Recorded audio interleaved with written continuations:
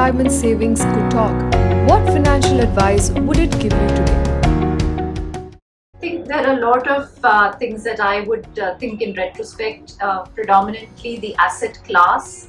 I would have invested more in equities. I would look at rate of return. I would look at inflation.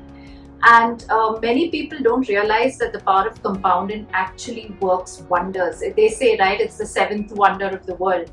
So power of compounding and making your money work, and I think it's just at the end of the day the discipline and consistency, so it's not a rocket science. Imagine you have a time machine. Would you travel back in time to boost your retirement savings, or fast forward to see if your plan works and why? So I would definitely start early, and this is a message going out to all the youngsters who actually have started their careers and typically spend a lot of money. So I think start early, invest regularly. Systematic investment plan is an easy and fantastic way of ensuring that you're able to set aside a corpus towards savings, and consistency. Be consistent on your investments. Imagine you're building a retirement castle.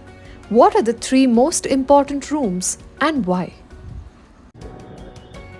So if I was building a retirement castle, I think the structure, right, when you're building anything is most important. So first it is to identify what would be that retirement corpus, and to get to that corpus, one must be clear about their expenses or their standard of living and their lifestyle.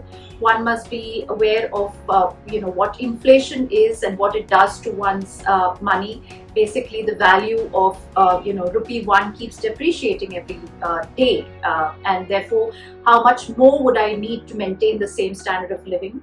And a very important concept in all this is the real rate of return and the longevity risk that many people do not consider, because now with advances in medical sciences, people are living beyond 85, 90. So even when we draw clients, our plans for our clients, we have discussions on should we increase the life expectancy? Will the corpus that you've built for your retirement last? Will your spouse have enough after you? So it needs to take care of two long lives at the start of retirement.